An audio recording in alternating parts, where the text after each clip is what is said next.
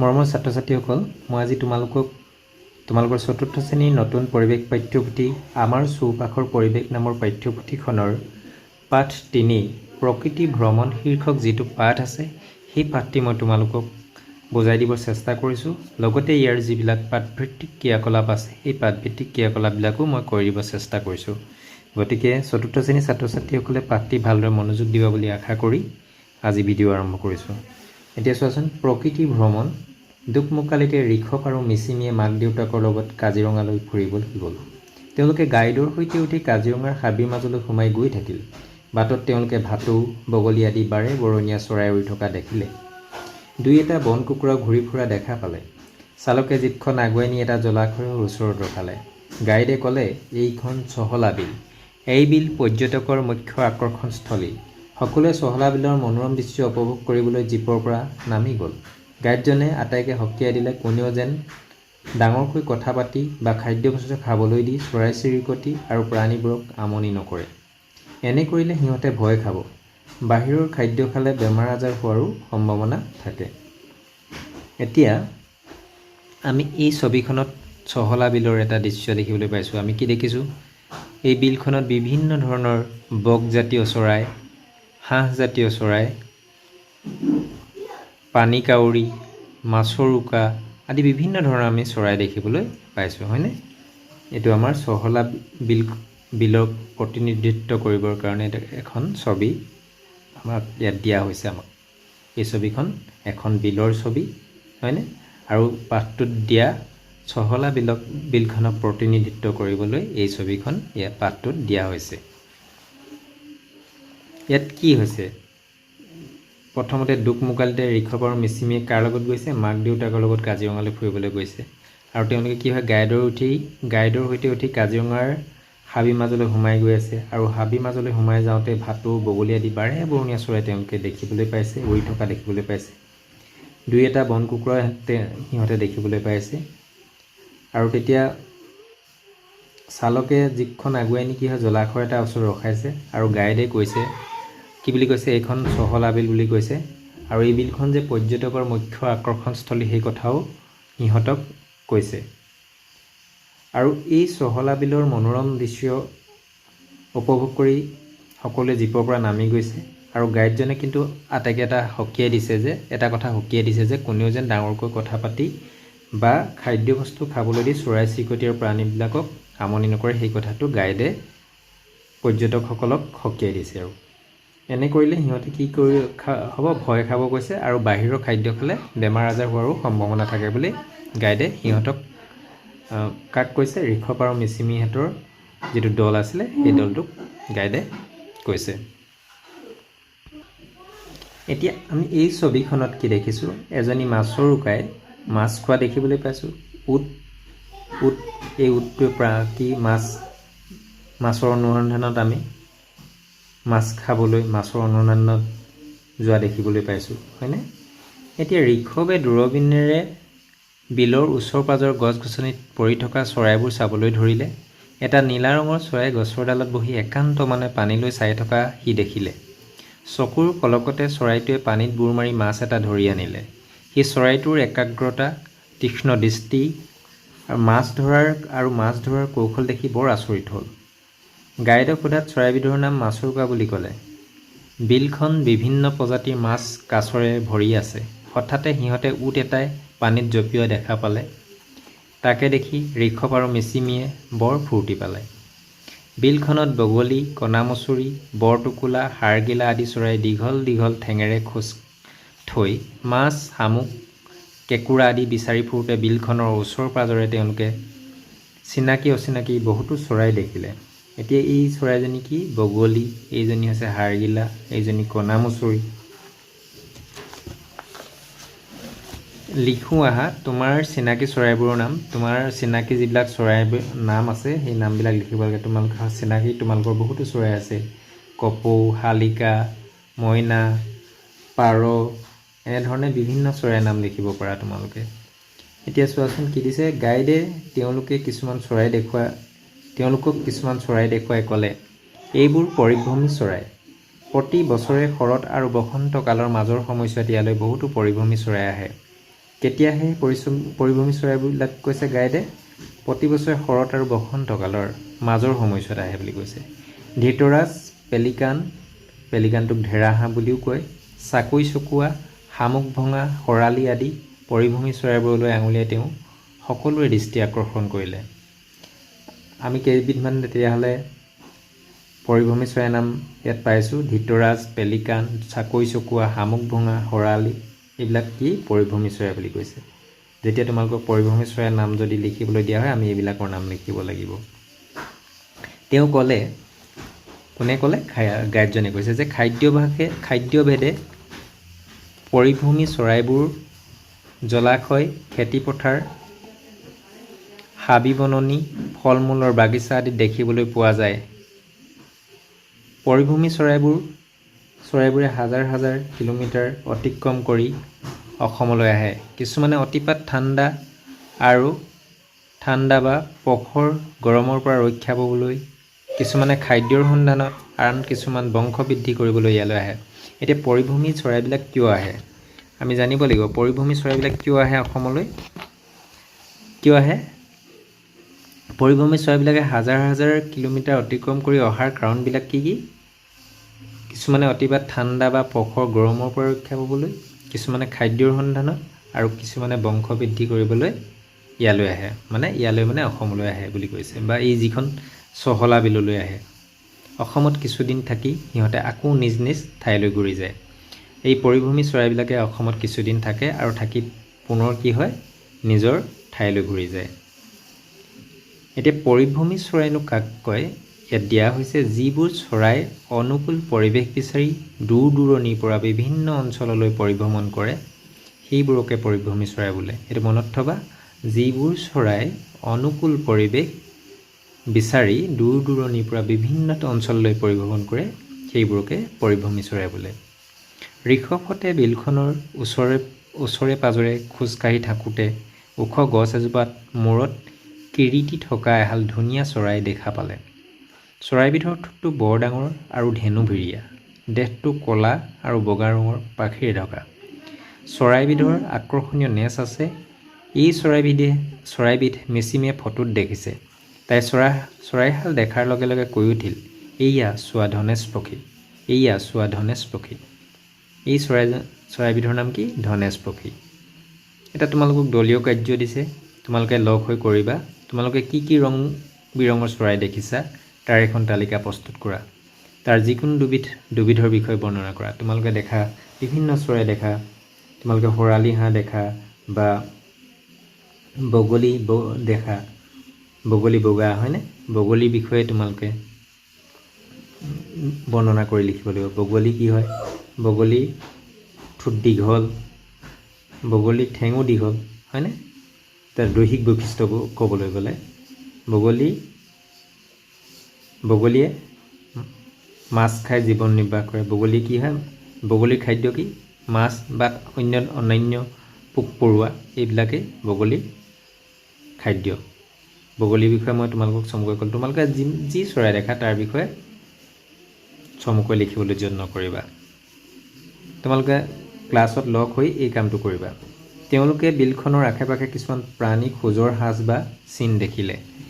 মেচিমে ক'লে যে যোৱা ৰাতি ডাঙৰ বৰষুণ হৈছিল বাবে মাটিখিনি সেমেকি আছে, সেয়েহে হয়তো বিলৰ মাছ আৰু পানী খাবলৈ অহা প্ৰাণীবোৰৰ খোজৰ ছাপ মাটিত স্পষ্টকৈ দেখা গৈছে। খোজবোৰ কোন প্ৰাণী হ'ব পাৰে সিহঁত দুটাই অনুমান কৰি ক'বলৈ ধৰিলে। এইটো বাঘৰ খোজ। বাঘৰ খোজটো এনেধৰণৰ। এই খোজটো কিহৰ খোজ বুলি কৈছে? বাঘৰ খোজ। এইটো বনৰীয়া ম'হৰ খোজ বুলি কৈছে, এইটো হাতীৰ খোজ। ইহঁতে খোজবিলাক অনুমান কৰি কিহৰনো খোজ হ'ব পাৰে অনুমান কৰিছে। আৰু আকৌ আহা বিন্দুবোৰ সংযোগ কৰি কি চৰাইৰ খোজ চিনাক্ত কৰা আৰু ৰং বুলোৱা। এই বিন্দুবিলাক আমি এনেধৰণে কি হয় তোমালোকে সংযোগ কৰিবা, সম্পূৰ্ণ কৰিবা আৰু কি চৰাইৰ খোজ চিনাক্ত কৰা বুলি কৈছে আৰু ৰং বোলাবলৈ কৈছে। ইয়াত ৰং দিব লাগিব। এইটো তোমাৰ কিহৰ দৰে দেখিছা? হাঁহৰ দৰে দেখিছা নে কিহৰ দৰে দেখিছা লিখিবা তোমালোকে। এতিয়া জানি লওঁ আহা চৰাইবোৰে কেনেকৈ আহাৰ খায়, চৰাইবিলাকে কেনেধৰণে আহাৰ খায়, কেনেকৈ আহাৰ খায়, ইয়াত বিভিন্ন চৰাই দেখিবলৈ কপৌ, ঘনচিৰিকা, শালিকা, মানে পাৰ, শালিকা, কপৌ আদি হ'ল শস্য খোৱা চৰাই। ইহঁতৰ ঠোঁট চুটি। শস্য খোৱা চৰাইবিলাকৰ ঠোঁট কেনেকুৱা হয়, চুটি হয়, জোঙা আৰু টান। শস্য খোৱা চৰাইৰ ঠোঁট কেনেকুৱা, চুটি, জোঙা আৰু টান। ইহঁতে ঠোঁটেৰে খুটিয়ে ধান, মাহ আদি শস্য খায়। ইহঁতে ঠোঁটেৰে খুটি কি খায়, ধান, মাহ আদি শস্য খায়। ফল খোৱা চৰাইৰ ঠোঁট শকত আৰু ওপৰৰ ঠোঁটৰ আগটো অলপ বেকা। ফল খোৱা চৰাই, এই ভাটৌজনী ফল খায় হয়নে, ইয়াৰ ঠোঁটটো কেনেকুৱা হয়, শকত আৰু ওপৰৰ ঠোঁটৰ আগটো অলপ বেকা হয়। ঠোঁট খুব মজবুতভাৱে টান ফলো ফালি চিৰি খাব পাৰে। ভাটৌ, হাইঠা আদি ফল খোৱা চৰাই। ফল খোৱা চৰাইৰ নাম ক'বলৈ গ'লে আমি কোনবিলাকৰ নাম ক'ব লাগিব, ভাটৌ, হাইঠা আদি। এতিয়া কি কৈছে, মৌপিয়া, হামিংবাৰ্ড আদিয়ে ফুলৰ মৌ খায়। কোনবিলাকে ফুলৰ মৌ খায়, মৌপিয়া, হামিংবাৰ্ড আদিয়ে ফুলৰ মৌ খায়। এনে কণ কণ চৰাইবোৰ ঠোঁট লাহি, দীঘল আৰু ধেনুবিৰীয়া। এই মৌপিয়া, হামিংবাৰ্ড আদি চৰাইৰ ঠোঁট কেনেকুৱা বুলি ক'লে আমি কি বুলি ক'ম, চৰাইবিলাকৰ ঠোঁট লাহি, দীঘল আৰু ধেনুবিৰীয়া। ইহঁতে ঠোঁটটো ফুলৰ ভিতৰলৈ সুমুৱাই দি মৌ চুহি খায়। ফুলৰ মৌ ইহঁতৰ প্ৰিয় খাদ্য হ'লেও কেতিয়াবা ইহঁতে ফৰিং, পোক পতংগ আদিও খায়। মৌপিয়া চৰাইৰ খাদ্য কি, ফুলৰ মৌ। সাধাৰণতে ইহঁতৰ মূল খাদ্য ফুলৰ মৌ, কিন্তু কেতিয়াবা কি হয়, ইহঁতে ফৰিং, পোক পতংগ আদিও খায়। সেইকাৰণে মৌপিয়া চৰাইৰ ফুলৰ মৌৰ উপৰিও খাদ্য কি হ'ব পাৰে, ফৰিং, পোক পতংগ আদি। তাৰপিছত কি দিছে, ইয়াত কি দেখিবলৈ পাইছোঁ, মাছ খোৱা চৰাই যেনে বগলী, ইয়াত বগলী জাতীয় এবিধ চৰাই দেখিবলৈ পাইছোঁ। বগলী, কণামুচুৰি, হাড়গিলা, বৰটোকোলা আদি ঠোঁট দীঘল আৰু জোঙা।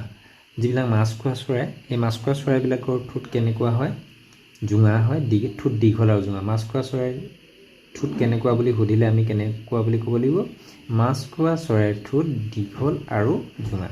ঠেং দুখন দীঘল হোৱাৰ বাবে ইহঁতে সহজে পানীত বুৰ নোযোৱাকৈ মাছ ধৰি খাব পাৰে। আৰু কি হয়, ইহঁতৰ ঠেং দুখন দীঘল কাৰণে পানীত বুৰ নোযোৱাকৈ মাছ ধৰি খাব পাৰে। ইহঁতে ভেকুলী, কেঁকুৰা, শামুক আদিও খায়। ইহঁতে কি কি খায়, মাছৰ উপৰিও ভেকুলী, কেঁকুৰা, শামুক আদিও খায়। বৰটোকোলা, এইজনী বৰটোকোলা হয়। ফেঁচা, চিলনী, হেন আদি মাংসভোজী চৰাই। এই মাংসভোজী চৰাইৰ নাম যেতিয়া ক'বলৈ কোৱা হ'ব, তোমালোকে কি ক'বা, ফেঁচা, চিলনী, হেন আদি মাংসভোজী চৰাই। ইহঁতে ঠোঁটেৰে মঙহ ছিঙি টুকুৰা টুকুৰ কৰি খায়। ইহঁতৰ ঠেঙৰ নখবোৰ হাকোটাৰ দৰে বাবে হাতোৰাৰ পৰা চিকাৰ ওলাই যাব নোৱাৰে। ইহঁতক চিকাৰী চৰাই বুলি কোৱা হয়। এই মাংসভোজী চৰাইবিলাকক চিকাৰী চৰাই বুলি কোৱা হয়। এই ঠেংবিলাক দেখিছে কেনেকুৱা, হাকোটা হয়নে, এইবিলাক মাংসভোজী চৰাইৰ ঠেং। তোমালোকে কেতিয়াবা হাঁহে খাদ্য খোৱা লক্ষ্য কৰিছানে? নিশ্চয় তোমালোকে প্ৰায়বিলাকেই হাঁহে কেনেধৰণে খাদ্য খাই দেখিছা। হাঁহৰ ঠোঁট বহল আৰু চেপেটা। হাঁহৰ ঠোঁটটো কেনেকুৱা এইটো দেখিছা, বহল আৰু চেপেটা। ইহঁতে বোকা পানীৰ পৰা কেঁচু, কুমটি, পোক পৰুৱা, শামুক আদি উলিয়াই খায়। তাৰপিছত শগুন, কাউৰী আদি চৰাই জীৱ জন্তুৰ মৃতদেহৰ মঙহ খাই পৰিৱেশ পৰিষ্কাৰ কৰি ৰাখে। শগুন, কাউৰী আদি চৰাই কি কৰে, জীৱ জন্তুৰ মৃতদেহৰ মঙহ খাই পৰিৱেশ পৰিষ্কাৰ কৰে। কাউৰীয়ে মানুহৰ পেলনীয়া ভাত, ৰুটি, বিস্কুট আদিও খায়। এনে চৰাইবোৰ পচনশীল বস্তু খাই পৰিৱেশ নিকা কৰি ৰখাত গুৰুত্বপূৰ্ণ ভূমিকা পালন কৰে। এতিয়া কাউৰীৰ দৰে চৰাইবিলাকে কি কৰে, পচনশীল বস্তু খাই পৰিৱেশ নিকা কৰি ৰখাত গুৰুত্বপূৰ্ণ ভূমিকা পালন কৰে। হামিংবাৰ্ড পৃথিৱীৰ আটাইতকৈ সৰু চৰাই। হামিংবাৰ্ড কি হয়, পৃথিৱীৰ আটাইতকৈ সৰু চৰাই। পৃথিৱীৰ আটাইতকৈ সৰু চৰাইবিধৰ নাম কি হৈছে, হামিংবাৰ্ড। ক্ৰিয়াকলাপ 1, এইটো কি দিছে, তলত কিছুমান চৰাইৰ ঠোঁটৰ ছবি দিয়া হৈছে। ঠোঁটবোৰ চাই কোনবিধ চৰাই কি খাদ্য খায় তালিকাখনত লিখা। এতিয়া ঠোঁটটো চুটি জোঙা হ'লে এইটো কি খাইছিলে, শস্য খায়। ঘনচিৰিকা, এইটো কি খাব, শস্য। আমি জোঙা দীঘল হ'লে এইটো কি, মাছ খায় হয়নে, ঈগল, মাংস। ঠোঁটটো চাই আমি গম পাইছোঁ মাংস খায়। চিন্তা কৰি লিখোঁ আহা, খাদ্য খোৱাৰ উপৰি চৰাই ঠোঁটটো কি কি কামত ব্যৱহাৰ কৰা হয়? এইটো তোমালোকে নিজে চিন্তা কৰিবা। খাদ্য খোৱাৰ উপৰি চৰাইনো কি কি কামত ঠোঁটটো ব্যৱহাৰ কৰে তোমালোকে চিন্তা কৰিবা আৰু লিখিবলৈ যত্ন কৰিবা। কাজিৰঙাৰ গছ গছনিবোৰত ঋষভহঁতে ভিন ভিন চৰাইৰ বাহ দেখিলে চৰাই বাৰু কিয় বাহ সাজে? চৰাই কণী পাৰি উমনি দিবলৈ বাহ সাজে। চৰাই বাহ কি কাৰণে সাজে? তেতিয়াহ'লে কণী পাৰি উমনি দিবলৈ বাহ সাজে। চৰাই পোৱালিৰ সৈতে বাহত থাকি ৰ'দ বতাহ আৰু শত্ৰুৰ পৰা সুৰক্ষিত হৈ থাকে। চৰাই গছৰ সৰু সৰু ডাল পাত ঘাঁহ বন খেৰ কুটা আদি ঠোঁটেৰে কঢ়িয়াই নিয়া দেখিছানে তোমালোকে? গছৰ সৰু সৰু ডাল তোমালোকে যদি লক্ষ্য কৰা দেখিবা এইবোৰ হ'ল চৰাইৰ বাহ সজা সামগ্ৰী। এইবিলাকৰ সহায়তে কি হয়? চৰাই বাহ সাজে। সকলো চৰাই বাহ সজা কৌশল একে নহয়, কিন্তু সকলোবিলাক চৰাইৰ বাহ সজা কৌশলবিলাক বেলেগ বেলেগ। জানি লওঁ আহা চৰাইবোৰে কেনেকৈ বাহ সাজে। এতিয়া চৰাইনো কেনেধৰণে বাহ সাজে আমি জানিম ইয়াত। চোৱাচোন, বাঢ়ৈ টোকা বা কাঠ ৰোকা চৰাই ইহঁতৰ টান আৰু জোঙা ঠোঁটেৰে খুটিয়াই খুটিয়াই গা গছত খুৰুং কৰি বাহ সাজে। তেতিয়াহ'লে গছত খুৰুং কৰি বাহ কোনবিলাক চৰাই সাজে? বাঢ়ৈ টোকা বা কাঠ ৰোকা। ইয়াৰ উপৰি ইহঁতে খুটিয়াই খুটিয়াই গছত বাহ সাজি থকা পোক পৰুৱা উলিয়াই খায়। বাঢ়ৈ টোকাৰ উপৰি ধনেশ পক্ষী ফেঁচা আদি চৰাই গছৰ খুৰুঙত বাস কৰে। বাঢ়ৈ টোকাৰ উপৰি কোনবিলাক চৰাই গছৰ খুৰুঙত বাস কৰে? তেতিয়াহ'লে ধনেশ পক্ষী ফেঁচা আদি চৰাই। এইটো বাঢ়ৈ টোকা চৰাইৰ বাহটো দেখুৱাইছে। এই তুনি চৰাইয়ে জোপোহা গছৰ পাত মোনাৰ দৰে চিলাই বাহ সাজে। বাহটোৰ ভিতৰত খেৰ কুটা ঘাঁহ বন আদি ভৰাই আৰামদায়ক কৰি লয়। এতিয়া তুনি চৰাইৰ বাহটো ইয়াত দেখুওৱা হৈছে। কেনেধৰণে কৰিছে সিহঁতে? জোপোহা গছৰ পাত মোনাৰ দৰে চিলাই বাহ সাজিছে।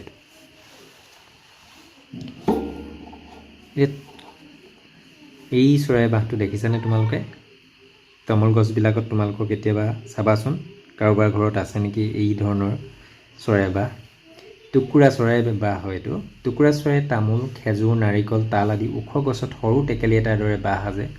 বাহ সজাৰ আহিলা হ'ল কেঁচা দীঘল বন নাৰিকল খেজুৰ তামোল আদি পাতৰ আঁহ। ইহঁতে ঠেঙেৰে আঁহডালৰ গুৰিটো খামুচি ধৰি ঠোঁটেৰে আঁহডাল পকাই পকাই মিহিকৈ বাঁহটো গুঠি লয়। বাঁহ সজাত পাৰ্গত বাবে ইহঁতক শিপিনী চৰাই বুলি কোৱা হয়। এতিয়া কোনবিধ চৰাইক শিপিনী চৰাই বুলি কোৱা হয়? টুকুৰা চৰাইক। কি কাৰণে কোৱা হয়? বাঁহ সজাত পাৰ্গত বাবেই ইহঁতক শিপিনী চৰাই বুলি কোৱা হয়। যিদৰে শিপিনীয়ে তাঁতশালত ফুল বাচি বিভিন্ন ধৰণৰ কাপোৰ বয়, ঠিক তেনেধৰণে শিপিনী চৰাইবিলাকো এই টুকুৰা চৰাইও কি হয়? অতি মিহিকৈ বাঁহটো গুঠি লয়, হয়নে? আৰু সেইকাৰণে ইয়াক শিপিনী চৰাই বুলি কোৱা হয়। বুলবুলি চৰাই সাধাৰণতে জোপোহা গছৰ ডালত বাহ সাজে। বুলবুলি চৰাই ক'ত বাহ সাজে? জোপোহা গছৰ ডালত। বাহটো দেখিবলৈ চাউল থোৱা খৰাহীটোৰ নিচিনা। এইটো বুলবুলি চৰাই বাহ। এইটো দেখিছানে তোমালোকে চাউল থোৱা খৰাহীটোৰ দৰে? এতিয়া পাতহিয়া চৰাই ঘন পাত থকা এইটো পাতহিয়া চৰাই। পাতহিয়া চৰাই ঘন পাত থকা সৰু জোপোহা গছৰ পাত সি বাহ সাজে। গছৰ পাতৰ মাজত থকা বাঁহবোৰ সহজে চকুত নপৰে। এনেদৰে বাঁহ সাজি ইহঁতে নিজৰ লগতে পোৱালিক শত্ৰুৰ পৰা সুৰক্ষিত কৰে। এইটো পাতহিয়া চৰাইৰ বাহ। পাতৰ পৰা বনাইছে, সেইকাৰণে পাতহিয়া চৰাইবিধৰ নামো পাতহিয়া চৰাই হৈছে ন?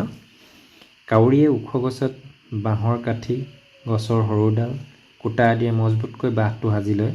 বাঁহটোৰ ভিতৰত চৰাইৰ পাখি শুকান ঘাঁহ বন আদি ভৰাই সুবিধাজনক কৰি লয়। কুলি চৰাই নিজে বাঁহ নাসাজে। ইহঁতে কাউৰী আৰু আন চৰাইৰ বাঁহত কণী পাৰে। কুলি চৰাই কিন্তু নিজৰ বাঁহ নাসাজে। কাউৰীৰ দৰে চৰাইবিলাকৰ বাঁহতে সিহঁতে কণী পাৰে আৰু পোৱালি জগায়। মাছৰোকা চৰাই নৈ বিল আদি জলাশয়ৰ পাৰত গাঁত খান্দি বাঁহ সাজে। ইয়াৰ বাঁহটো দীঘল সুৰংগৰ নিচিনা। এইটো মাছৰোকা চৰাইৰ বাঁহ এটা দেখুৱাইছে। তোমালোকক এটা প্ৰকল্প দিছে। খেৰ নাৰিকল পাত বাঁহৰ কাঠি কাগজ আদি সহজতে পোৱা সামগ্ৰীৰে চৰাইৰ বাঁহৰ এটা নমুনা সজা। তোমালোকে এইটো ঘৰত কৰিবলৈ যত্ন কৰিবা। খেৰ বা নাৰিকলৰ পাত বাঁহৰ কাঠি কাগজ আদি সকলোবিলাক লগাই এটা চৰাইৰ বাঁহৰ আৰ্হি প্ৰস্তুত কৰিবা। ক্ৰিয়াকলাপ 2 এইটো কি দিছে? তোমালোকে চৌপাশে দেখা চৰাইবোৰ ক'ত ক'ত বাহ সাজে আৰু কি কি সামগ্ৰী বাঁহ সাজে তলৰ তালিকাখনত লিখা। তোমালোকে এইটো নিজে কৰিবা। চৰাইৰ নাম ধৰা তুমি দেখা কপৌ, ক'ত বাঁহ সাজে? কপৌৱে তোমালোকৰ কেতিয়াবা ঘৰৰ চুকতো সাজিব পাৰে, হয়নে? একেবাৰে ঘৰৰ চুকটোত সাজিব পাৰে বা কোনোবা গছৰ, তোমালোকৰ ওচৰৰ গছ এজোপা বাঁহ সাজিব পাৰে। ক'ত বাঁহ সাজে তুমি য'ত দেখা দেখিবা। বাঁহ সজা সামগ্ৰী সিহঁতে কি সামগ্ৰী, খেৰ কুটা নে পাত নে কি লৈ বাঁহ সাজে সেইটো ইয়াত লিখিবা। তাৰপিছত ক্ৰিয়াকলাপ 3টো কিছে পক্ষী নিৰীক্ষণৰ দিনলিপি। এখন পক্ষী নিৰীক্ষণৰ এখন দিনলিপি বনাবলৈ কৈছে। তোমাৰ চৌপাশৰ চৰাইবোৰ নিৰীক্ষণ কৰি তলৰ তালিকাখন পূৰ কৰা। চৰাইবিধৰ নাম, কি চৰাই, মুখমণ্ডলৰ ৰং, ঠোঁটৰ আকৃতি, জোঙা চুটি, এনেকৈ লিখিবা। আৰু পাখিৰ ৰং, ধোঁৱা বৰণীয়া, মুগা, হালধীয়া, যি পাখিৰ ৰংটো যি হয় ইয়াত লিখিবা। ঠেঙৰ ৰংটো কেনেকুৱা ইয়াত লিখিবা। এতিয়া চহলা বিলৰ আশে পাশে কিছু সময় কটাই তেওঁলোকে জীপত উঠিল। লুংলুঙীয়া বাটেৰে কিছু দূৰ আগুৱাই যোৱাৰ পাছত পিটনিত এটা গঁড় দেখিবলৈ পালে। কাজিৰঙাৰ এটা খৰ্গ থকা গঁড়ৰ বাবে বিখ্যাত। কাজিৰঙা কিহৰ বাবে বিখ্যাত? এটা খৰ্গ থকা গঁড়ৰ বাবে বিখ্যাত। গঁড় অসমৰ ৰাজ্যিক প্ৰাণী। ঋষভে লক্ষ্য কৰিলে যে হাতীত উঠি কাজিৰঙা ভ্ৰমণ কৰিবলৈ অহা পৰ্যটকসকলে গঁড়টো চাবলৈ ভিৰ কৰিছে। এই হাতীত উঠি অহা পৰ্যটকসকলে কি হয়, এই গঁড়টো চাবলৈ ভিৰ কৰা দেখিবলৈ কোনে দেখিছে? ঋষভে দেখা পাইছে। কাজিৰঙাত তেওঁলোকে বনৰীয়া ম'হ, দল হৰিণ, দঁতাল হাতী, লাজুকী বান্দৰ দেখা পালে। কাজিৰঙাৰ প্ৰাণীবোৰে মুক্তভাৱে বিচৰণ কৰি থকা দেখি ঋষভৰ বৰ ভাল লাগিল। সজাত থকা প্ৰাণী আৰু চৰাইবোৰ কিমান যে কষ্টত থাকে তাকে ভাবি তাৰ বেয়া লাগিল। ঋষভে গাইডক সুধিলে, কাজিৰঙাত আৰু কি কি প্ৰাণী আছে? গাইডে মিচিকিয়া হাঁহি উত্তৰ দিলে, ইয়াত ঢেকীয়াপতীয়া বাঘ, নাহৰফুটুকী বাঘ, বিভিন্ন প্ৰজাতিৰ পহু, হাতী, ভালুক, নেউল, সাপ, বনৰীয়া মেকুৰী, নল গাহৰি, সোণালী বান্দৰ, বনৰৌ, শিয়াল আদিও আছে। গাইডে কাজিৰঙাত থকা বিভিন্ন প্ৰাণীৰ নামবিলাক কাক কৈছে? ঋষভক। যেতিয়া ঋষভে সুধিছে, ঋষভৰ প্ৰশ্নৰ উত্তৰত এই জন্তুবিলাকৰ নাম কৈছে। এতিয়া ক্ৰিয়াকলাপ 4ত কি দিছে? তুমি দেখা প্ৰাণী, চৰাইৰ নাম, সিহঁতৰ দৈহিক বৈশিষ্ট্য লিখি তলৰ তালিকাখন পূৰ কৰা। এতিয়া তোমালোকক এইকেইটা উদাহৰণ দিয়ে দিছে। এক প্ৰাণী বা চৰাইৰ নাম, বান্দৰ, দৈহিক বৈশিষ্ট্যটো কেনে? দেহটো নোমাল, মুখমণ্ডল ঘূৰণীয়া, সৰু 2খন কাণ আৰু দীঘল নেজ থাকে। হাঁহটো কেনেকুৱা? ঠোঁটটো বহল আৰু চেপেটা আৰু ঠেং 2খন পতাযুক্ত। তোমালোকে আৰু কি দেখা? কুকুৰ লিখিলা ইয়াত। কুকুৰ দেহটো কেনেকুৱা? ইয়াত দেহটো কেনেকুৱা, মুখমণ্ডল কেনেকুৱা, জোঙা নে থুপুকা, এইটো লিখিবা। কাণ কেইখন কেনেকুৱা, যদি থিয় লিখিবা। নেজডাল কেনেকুৱা, এই বিষয়ে ইয়াত লিখিব লাগিব। এইটো তোমালোকে নিজে ঘৰত কৰিবা। লিখো আহা। ইয়াত কি দিছে? তলত 2টা প্ৰজাতি বাঘৰ ছবি দিয়া হৈছে। ছবি চাই বাঘ দুটাৰ মাজত পাৰ্থক্য লিখা। আমি ছবি চাই কি দেখিছোঁ? আমি ইয়াৰ ঢেকীয়াপতীয়া বাঘৰ কি হয়, আকাৰত এই নাহৰফুটুকী বাঘতকৈ ডাঙৰ, এইটো এটা পাৰ্থক্য। আৰু কি, ঢেকীয়াপতীয়া বাঘৰ যিটো দেহৰ যি দাগবিলাক, চিহ্নবিলাক নাহৰফুটুকী বাঘৰ লগত অমিল আছে। ইয়াৰ এনেধৰণে চিন দেখিবলৈ পাইছোঁ। ইয়াত কি হয়, ফুলৰ দৰে নাহৰফুটুকী ফুলৰ দৰে চিহ্ন দেখিবলৈ পাইছোঁ। গাত থকা চানেকিটো ইয়াৰ লগত মিলিছেনে? নাই মিলা। আৰু তোমালোকে এই ছবিৰ পৰা কি কি দেখিছা? মই 2টা ক'লোঁ যে আকাৰত ঢেকীয়াপতীয়া বাঘ ডাঙৰ, নাহৰফুটুকী বাঘ সৰু। ইয়াৰ দেহৰ চিহ্নবিলাক ঢেকীয়াপতীয়া বাঘৰ লগত নাহৰফুটুকী বাঘৰ মিল নাই। আলোচনা কৰোঁ আহা। বনাঞ্চলত থকা তলত দিয়া ধৰণৰ চাইনবোৰ্ডবোৰে কি বুজায়? দলত আলোচনা কৰা। এই চাইনবোৰ্ডবোৰে কি বুজায়? এইটো কি বুজাইছে? হৰ্ণ নবজাবলৈ কৈছে। ইয়াত গাড়ীৰ গতিবেগ 20 কিলোমিটাৰ প্ৰতি ঘণ্টাত 20 কিলোমিটাৰ বেগত গাড়ী চলাবলৈ কোৱা হৈছে। ইয়াত জোৰেৰে শব্দ নকৰিবলৈ কোৱা হৈছে। ইয়াত কি হয়, বনৰীয়া জীৱ জন্তুক আমাৰ খাদ্য দিবলৈ কোৱা নাই। তাৰপিছত কি কৈছে? ইয়াত প্লাষ্টিক বা তেনেধৰণৰ প্লাষ্টিক জাতীয় আৱৰ্জনা ইয়াত ব্যৱহাৰ কৰিবলৈ দিয়া হোৱা নাই, পেলাবলৈ কোৱা হোৱা নাই। এতিয়া চাওঁচোন কি দিছে, বনৰীয়া প্ৰাণীবোৰেনো কি খাদ্য খায় তোমালোকে জানানে? গড়, হৰিণা, বনৰীয়া ম'হ, শহাপহু, হাতী আদি ঘাঁহ বন, গছৰ ডাল পাত আদি খায়। এইবোৰ তৃণভোজী প্ৰাণী। তৃণভোজী প্ৰাণীবোৰৰ দাঁত বহল, চেপেটা আৰু ধাৰ থকা। ইহঁতে ঘাঁহ বন আদি দাঁতেৰে ছিঙি গুৰি কৰি খায়। বনৰীয়া ম'হৰ এপাৰি দাঁত থাকে। ইহঁতে ঘাঁহ বন, গছৰ পাত আদি দাঁতেৰে ছিঙি অলপমান চোবাই গিলি থয়। জিৰণি লোৱাৰ সময়ত সেইবোৰ পেটৰ পৰা উগাৰি মুখলৈ উলিয়াই নি পুনৰ চোবাই বা পাগলি খায়। গৰুৱেও তেনেধৰণে খায়, পাগলি খায়। এতিয়া বনৰীয়া ম'হে যেনেধৰণে পাগলি খাদ্য খায়, ঠিক তেনেদৰে গৰুৱেও এই বনৰীয়া ম'হৰ দৰে খাদ্য খায়।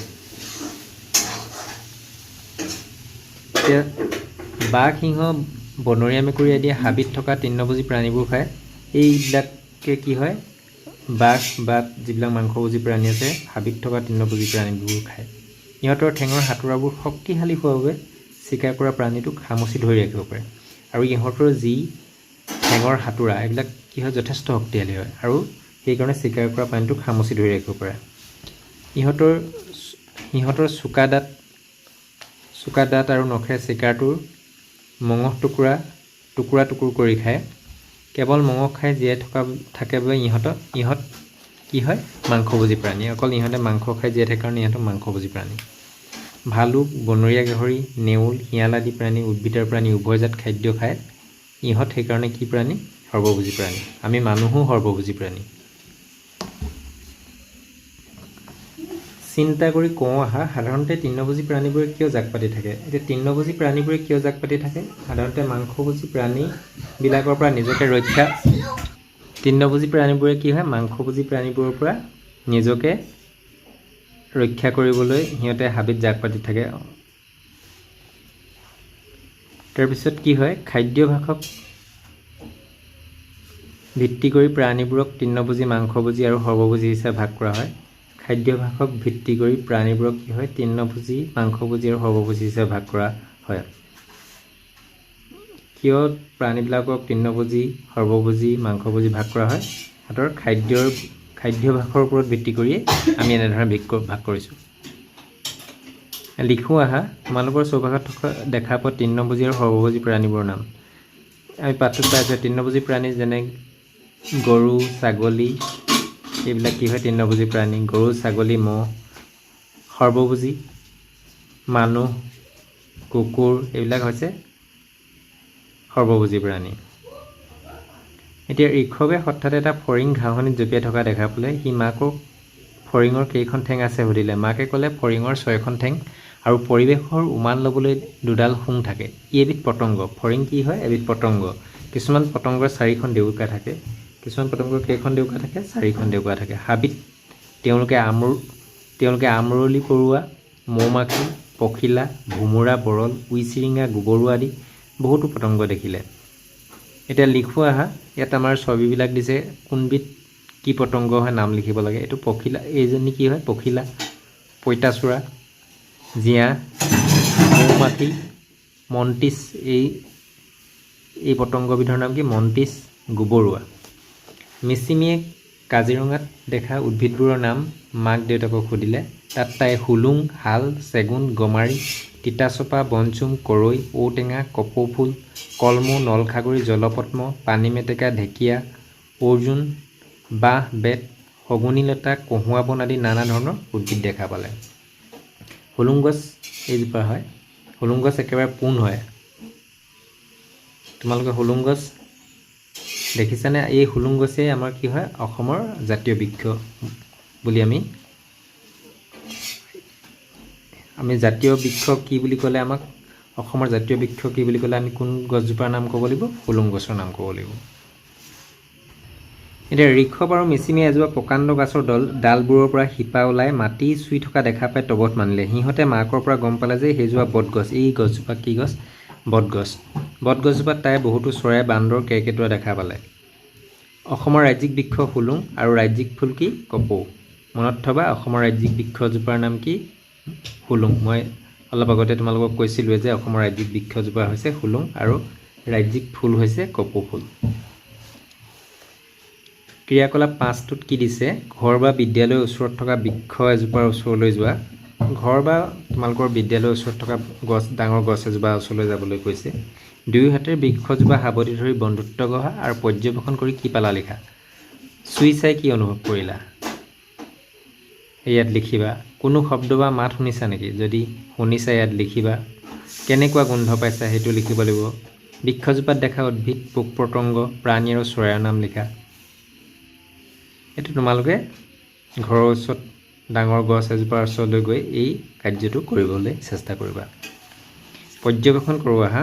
ছবিত দিয়া ধানৰ পাতখিলা ভালদৰে নিৰীক্ষণ কৰি ৰাখা। এই পাতখিলা ধানৰ পাতত কিছুমান আঁচ দেখা পাইছেনে? এইবোৰ হ'ল ধানৰ পাতৰ হীৰা। এই যিবিলাক আঁচ দেখিছে এইবিলাক ধানৰ পাতৰ কি হয়? হীৰা। এই হীৰাবোৰ পোন আৰু ইডালৰ লগত সিডাল লগ লাগি নাথাকে। এই হীৰাবোৰ তোমালোকে দেখিছা নাই? ইডালৰ লগত সিডাল লগ লাগি নাই। এতিয়া কঁঠালৰ পাতখিলা নিৰীক্ষণ কৰা। কঁঠালৰ পাতখিলা নিৰীক্ষণ কৰিবলৈ কৈছে। কঁঠালৰ পাতৰ প্ৰধান হীৰাডালৰ পৰা কিছুমান উপহীৰা ওলাই গোটেই পাতখিলা জালৰ দৰে বিয়পি থকা দেখিবা। ইয়াত কি হয়? প্ৰধান হীৰাডালৰ পৰা প্ৰধান হীৰাডালৰ কিছুমান উপহীৰা ওলাই গোটেই পাতখিলা কেনেকুৱা দৰে দেখিছা? জাল এখনৰ দৰে দেখিছা নাই? জালৰ দৰে বিয়পি আছে নাই? তোমালোকে কঁঠালৰ পাত সকলোৱে দেখিছা। আকৌ তোমালোকে পুনৰ নিৰীক্ষণ কৰিবা এনেধৰণে দেখা পোৱানে? তোমালোকে চাবা। এতিয়া প্ৰকল্প এটা দিছে। তলত উল্লেখ কৰা গছৰ পাতবোৰ সংগ্ৰহ কৰা। ইয়াত যিবিলাক পাতৰ নাম দিছে এই পাতবিলাক তোমালোকে সংগ্ৰহ কৰিব লাগিব, গোটাব লাগিব। তামোল, আহঁত, আম, নাৰিকল, বগৰী, ঘাঁহ, মধুৰিআম, মাকৈ, কল, শেৱালি আৰু বাঁহৰ পাত। তাৰপিছত কি কৰিব দিছে? এতিয়া পাতবোৰ ভালদৰে নিৰীক্ষণ কৰি তালিকাখন সঠিক ঘৰটোত টিক মাৰিবলৈ দিছে, ৰাইট চিন দিব কৈছে। কি গছৰ পাত? মাকৈ। হীৰাবোৰ পোন মাকৈ। এতিয়া মাকৈটো ইয়াত দি দিছে। মাকৈ হীৰাবোৰ পোন। হীৰা উপহীৰা জালৰ নিচিনা। যদি জালৰ নিচিনা হ'লে তাত ইয়াত কি হয়? হীৰা উপহীৰাবোৰ জালৰ নিচিনা নহয় মাকৈ, সেইকাৰণে পোনটোত ৰাইট চিন দিছে। তাৰপিছত তামোল কেনেকুৱা দেখিছা? হীৰা উপহীৰা পোন যদি ৰাইট চিন দিবা। হীৰা উপহীৰাবোৰ যদি জালৰ নিচিনা হয় সেইটোত ৰাইট চিন দিবা। এনেধৰণে কৰিবলৈ চেষ্টা কৰিবা।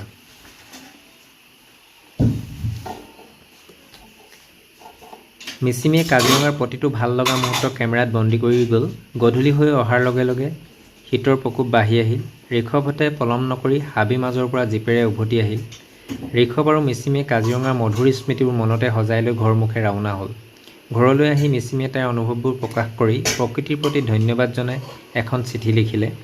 চিঠিখন তাই বন্ধু বান্ধৱীক পঢ়ি শুনালে। সকলোৱে মিলি গছ গছনি, প্ৰাণী আৰু চৰাই চিৰিকটিক যতন ল'ম বুলি সংকল্প ল'লে। কি হয়? সিহঁতে কি বুলি সংকল্প লৈছে? সকলোৱে মিলি গছ গছনি, প্ৰাণী আৰু চৰাই চিৰিকটিক যতন ল'ম বুলি কোনে সংকল্প লৈছে? মিচিমিয়ে সংকল্প লৈছে। এতিয়া অনুশীলনী কি দিছে? তলত দিয়া 1 নম্বৰটো কি দিছে? তলত দিয়া প্ৰশ্নসমূহৰ শুদ্ধ উত্তৰ অনুযায়ী কাষৰ গোল চিনটো পূৰ কৰা। অসমৰ ৰাজ্যিক বৃক্ষ 1 আহঁত, 2 হুলুং, 3 শাল, 4 চেগুন। যিহেতু হুলুং আমি পাইছিলোঁ, এইটো হুলুংটো শুদ্ধ।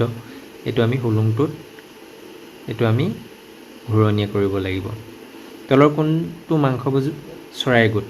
মাংসভোজী চৰাইৰ গোট কোনটো? বৰটোকোলা, বগলী, কণামুচুৰি, ভাটৌ, মইনা, ধনেশ পক্ষী, ঘনচিৰিকা, পাৰ, শালিকা, ফেঁচা, হেন, চিলনী, শগুনী। এইটো হ'ব মাংসভোজী প্ৰাণী। 4টো কি হ'ব? মাংসভোজী প্ৰাণী হ'ব। এইটোৰ কাৰণে আমি গোল কৰিব লাগিব। এতিয়া শুদ্ধ বাক্যটোত ৰাইট চিন আৰু অশুদ্ধ বাক্যটোত পূৰণ চিন দিবলৈ কৈছে। চেগুন এবিধ গুল্ম জাতীয় উদ্ভিদ নহয়। হাঁহৰ ঠোঁটটো বহল আৰু চেপেটা। এইটো শুদ্ধ। চাকৈ চোকোৱা এবিধ পতংগ। চাকৈ চোকোৱা এবিধ চৰাই হয়। এইটো অশুদ্ধ। সাধাৰণতে তৃণভোজী প্ৰাণীবোৰে জাক পাতি থাকে। এইটো শুদ্ধ। দূৰবীণ হ'ল দূৰৈৰ বস্তু ডাঙৰকৈ চাব পৰা এবিধ সঁজুলি। এইটো শুদ্ধ। এতিয়া খালী ঠাই পূৰ কৰা 3 নম্বৰটো দিছে। পৃথিৱীৰ আটাইতকৈ সৰু চৰাইবিধৰ নাম? Humming bird. মই এইটো লিখি দিছোঁ। পতংগৰ 6খন ঠেং থাকে। ইয়াত 6 লিখিব লাগিব আমি খালী ঠাইত। অসমৰ ৰাজ্যিক প্ৰাণীটোৰ নাম? গঁড়। ধনেশ পক্ষীয়ে গছৰ খুৰুঙত বাঁহ সাজে। 4 যিটো ক্ৰিয়াকলাপ আছে সেইটো কি দিছে? চমু উত্তৰ লিখা। ক চহলা বিল ক'ত অৱস্থিত? খ দুবিধ পৰিভ্ৰমী চৰাইৰ নাম? গ পৰ্যটকৰ ভ্ৰমণৰ বাবে কাজিৰঙাত পৰিবহণৰ কি কি ব্যৱস্থা আছে? ঘ প্ৰাণী এবিধৰ নাম। মই প্ৰশ্নবিলাকৰ উত্তৰ লিখি ৰাখিছোঁ, চোৱাচোন। চহলা বিল ক'ত অৱস্থিত? উত্তৰটো হ'ব কাজিৰঙাত। দুবিধ পৰিভ্ৰমী চৰাইৰ নাম ধৃতৰাজ আৰু চাকৈ চকোৱা। পৰ্যটকৰ ভ্ৰমণৰ বাবে কাজিৰঙাত পৰিবহণৰ কি ব্যৱস্থা আছে? উত্তৰটো হ'ব পৰ্যটকৰ ভ্ৰমণৰ বাবে কাজিৰঙাত থকা পৰিবহণ ব্যৱস্থাবোৰ জীপ চাফাৰী, হাতী চাফাৰী। তাৰপিছত ঘ পাগলী খোৱা প্ৰাণী এবিধৰ নাম গৰু। 5 নম্বৰ প্ৰশ্নটো কি দিছে? উত্তৰ লিখা। মই এই প্ৰশ্নবিলাকৰ উত্তৰ লিখি ৰাখিছোঁ, চোৱাচোন কেনেধৰণৰ হ'ব। প্ৰথম প্ৰশ্নটো কি দিছে? মাংসভোজী প্ৰাণীবোৰৰ ঠেঙৰ হাতোৰা শক্তিশালী হোৱাৰ বাবে কি সুবিধা হয়? উত্তৰটো হ'ব মাংসভোজী প্ৰাণীবোৰৰ ঠেঙৰ হাতোৰাবোৰ শক্তিশালী হোৱাৰ বাবে চিকাৰ কৰা প্ৰাণীটোক খামুচি ধৰি ৰাখিব পাৰে। খ প্ৰশ্নটো কি দিছে? পৰিভ্ৰমী চৰাইবোৰ অসমলৈ কিয় আহে? উত্তৰটো হ'ব পৰিভ্ৰমী চৰাইবোৰৰ কিছুমানে অতিপাত ঠাণ্ডা বা প্ৰখৰ গৰমৰ পৰা ৰক্ষা পাবলৈ, কিছুমানে খাদ্যৰ সন্ধানত আৰু আন কিছুমানে বংশ বৃদ্ধি কৰিবলৈ অসমলৈ আহে। গ প্ৰশ্নটো কি দিছে? চহলা বিলত থকা প্ৰাণী আৰু চৰাইবোৰক পৰ্যটকে খাদ্য খাবলৈ দিয়াটো কিয় নিষেধ? উত্তৰটো হ'ব যিহেতু বাহিৰৰ খাদ্য খালে প্ৰাণী আৰু চৰাইবোৰৰ বেমাৰ আজাৰ হোৱাৰ সম্ভাৱনা থাকে, সেয়েহে চহলা বিলত থকা প্ৰাণী আৰু চৰাইবোৰক পৰ্যটকে খাদ্য খাবলৈ দিয়াটো নিষেধ। ঘ প্ৰশ্নটো কি দিছে? চৰাই চিৰিকটি অথবা প্ৰাণীক কিয় সজাত বন্দী কৰি থ'ব নালাগে? উত্তৰটো হ'ব সকলো জীৱৰে মুক্তভাৱে জীয়াই থকাৰ অধিকাৰ আছে। সজাত বন্দী কৰিলে চৰাই চিৰিকটি অথবা প্ৰাণীবোৰৰ স্বাধীনতা কাঢ়ি লোৱা হয়। আনহাতে সজাত বন্দী কৰি থ'লে চৰাই চিৰিকটি অথবা প্ৰাণীবোৰে শাৰীৰিক আৰু মানসিকভাৱে কষ্ট পাব পাৰে। সেয়েহে আমি চৰাই চিৰিকটিবোৰক সজাত বন্দী কৰি থ'ব নালাগে। ঙটো কি দিছে? পৰ্যটকক গাইডে কেনেদৰে সহায় কৰে? উত্তৰটো হ'ব পৰ্যটকসকলে যাব খোজা ঠাইডোখৰলৈ গাইডে সঠিক বাট দেখুৱাই লৈ যায়। গাইডে পৰ্যটকসকলক তেওঁলোকে চাব খোজা ঠাইডোখৰ সম্পৰ্কে আগতীয়াকৈ বৰ্ণনা কৰাৰ লগতে ঠাইডোখৰত পৰ্যটকসকলে কৰিবলগীয়া আৰু কৰিব নলগীয়া কামৰ সম্পৰ্কে বিতংকৈ বুজাই দিয়ে। এইবাৰ 6 নম্বৰ যিটো ক্ৰিয়াকলাপ দিছে এইটো কি? ক অংশৰ লগত খ অংশ আস্তানি মিলোৱা। ক অংশত ধৃতৰাজ হৈছে এবিধ পৰিভ্ৰমী চৰাই, আমি এইটো লগত মিলাম। নলখাগৰি এবিধ উট এবিধ প্ৰাণী, মৌমাখি এবিধ পতংগ। 7 নম্বৰ প্ৰশ্নটো কি দিছে? পাৰ্থক্য লিখা। তৃণভোজী আৰু মাংসভোজী প্ৰাণী। তৃণভোজী প্ৰাণী আৰু মাংসভোজী প্ৰাণী পাৰ্থক্য লিখিব লাগে। আমি কেনেধৰণে কৰিম? তৃণভোজী প্ৰাণী আৰু মাংসভোজী প্ৰাণী এনেধৰণে আমি আস্তানি দুইফালে লিখি ল'ম আৰু আমি পাৰ্থক্যবিলাক এনেধৰণে লিখিম। 1. তৃণভোজী প্ৰাণীবোৰে ঘাঁহ বন, গছৰ ডালপাত আদি খায়। 1. মাংসভোজী প্ৰাণীবোৰে তৃণভোজী প্ৰাণীবোৰক খাদ্য হিচাপে গ্ৰহণ কৰে। 2. তৃণভোজী প্ৰাণীবোৰৰ দাঁত চেপেটা আৰু বহল, মাংসভোজী প্ৰাণীবোৰৰ দাঁত জোঙা। 8 নম্বৰ যিটো ক্ৰিয়াকলাপ দিছে এইটো কি দিছে? শব্দ জালিকাখনত থকা চৰাইৰ নামকেইটা চিনাক্ত কৰি ঘেৰ দিয়া। এই শব্দ জালিকাখনত যিবিলাক চৰাইৰ নাম দেখিছা সেই আমি ঘেৰ দিব লাগে। এটা শালিকাটোক ঘেৰ দিয়ে দিছে, এইটো পাৰটো পাইছোঁ আমি, এইটো আমি ঘেৰ দিম। তাৰপিছত হাঁহ, এইটো আমি ঘেৰ দিম। বুলবুলি চৰাইৰ নাম। কণামুচৰি, এইটো আমি ঘেৰ দিম। হেন, তাৰপিছত ঈগল,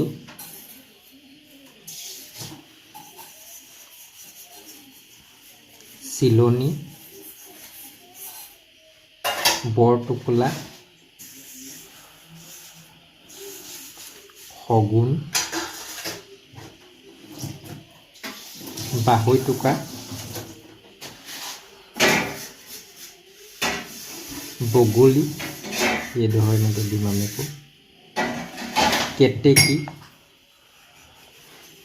নিশ্চয় বুজি পাইছা। আজিৰ পাঠ ইমানতে সামৰিছোঁ। পুনৰ অন্য এটা পাঠৰ সৈতে পুনৰ লগ হ'ম। ধন্যবাদ।